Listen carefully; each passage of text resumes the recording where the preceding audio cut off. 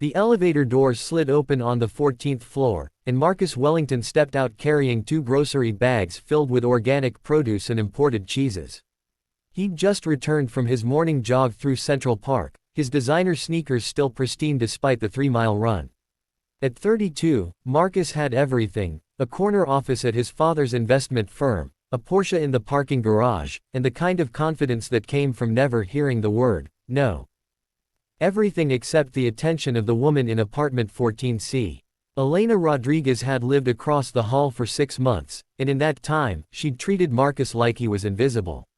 Not rude exactly, just indifferent in a way that drove him absolutely crazy. While other women in the building found excuses to chat with him in the lobby, Elena would offer a polite nod and disappear behind her door, usually juggling textbooks, a laptop bag, and her nurse's scrubs from the night shift. "Morning, Elena," Marcus called out as he spotted her fumbling with her keys, exhaustion evident in the slump of her shoulders. "Morning," she replied without looking up, finally getting her door open. "Hey, I was thinking, there's this amazing new restaurant in Tribeca.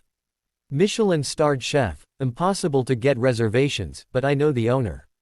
Maybe Friday night." Elena turned then, her dark eyes meeting his with an expression that wasn't quite sympathy but close to it. "Marcus, I appreciate the offer, but I'm not interested. I work double shifts most weekends, and even if I didn't." She paused, seeming to choose her words carefully. "You're not my type." "Not your type." Marcus stepped closer, flashing the smile that usually sealed every deal. "Come on, give me one chance. I could show you." "Show me what?" "Your money." Elena's voice wasn't harsh, just tired. "I've seen guys like you my whole life, Marcus. You think you can impress your way into anything. But you know what? You'll never impress me. Not with restaurants, not with cars, not with whatever else you've got up your sleeve." The elevator doors closed behind her as she stepped inside, leaving Marcus standing alone in the hallway, his groceries suddenly feeling very heavy.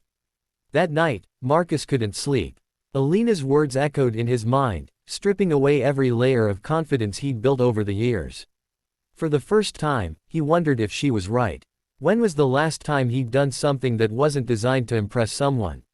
When had he last thought about anyone's needs beyond his own? The next morning, Marcus saw Elena differently. He watched her leave for her shift at Metropolitan Hospital, noticed the worn soles of her shoes, the way she carried her lunch in a reused grocery bag.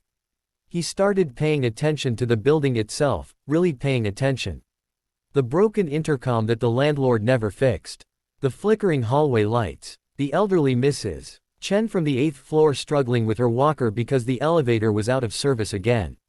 3 weeks later, Marcus sat in his father's office, proposing something that made the older man's eyebrows shoot up in surprise. "You want to buy that building? Son, the numbers don't make sense. It's rent-controlled, half the tenants are behind on payments, and it needs at least $2 million in repairs. There's no profit margin here." "I know," Marcus said quietly. "That's not why I want to buy it." His father studied him for a long moment, then slowly smiled. "All right then, let's make it happen." Marcus didn't tell Elena. He didn't tell anyone. When the building changed ownership, most tenants didn't even notice at first. But gradually, things began to shift. The elevator was fixed. The intercom system was replaced. A new security door was installed. The flickering lights became steady and bright.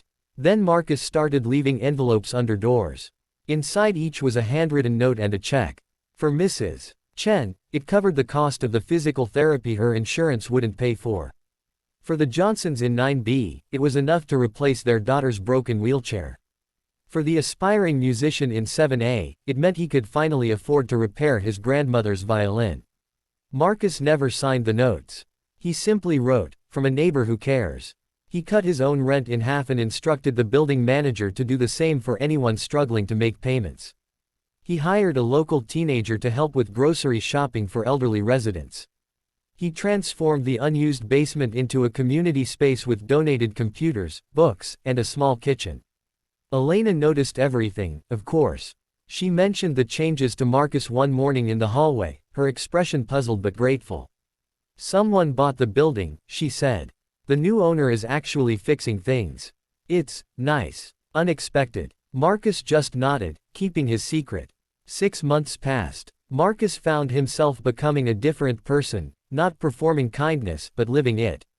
He started volunteering at the hospital where Elena worked, spending his Saturday mornings reading to children in the cancer ward. He tutored kids in the building who needed help with math. He organized coat drives and food banks. And he never asked Elena on another date. One evening in December, Marcus was carrying donated toys up to his apartment when he found Elena sitting on the floor outside his door, tears streaming down her face. "Hey, what's wrong?" He set down the boxes and knelt beside her. "My mom," Elena said, her voice breaking. "She needs surgery, and I've been saving, but the insurance won't cover it all, and I don't know what to do. I've worked double shifts for months, and it's still not enough. I feel so helpless." Without thinking, Marcus pulled her into a hug. "How much do you need?" Elena pulled back, shaking her head. No, Marcus, I can't." "How much, Elena?" $40,000. She laughed bitterly. "Might as well be 4 million. Marcus stood up, pulling out his phone. "Give me your mom's surgeon's information. I'll take care of it tonight." "What? No. Marcus, I can't accept." "You're not accepting anything from me," Marcus interrupted gently. "You're accepting help from a neighbor who cares. That's all. No strings, no expectations. Just, let me help." Elena stared at him, seeing him, truly seeing him, for the first time. "Why would you do this?" "Because 6 months ago, you told me I'd never impress you. And you were right. I was trying to impress you. But somewhere along the way, I stopped trying to impress anyone. I just started trying to be someone worth knowing." The surgery was scheduled for the following week. Elena's mother recovered beautifully. On Christmas Eve, there was a knock on Marcus's door. When he opened it, he found Elena standing there with a small wrapped package. "The building manager told me," she said softly. "About who owns this building now. About all the anonymous donations. About everything you've been doing." Marcus ran a hand through his hair, embarrassed. "I didn't do it for." "I know." Elena stepped closer. "That's exactly why I'm here.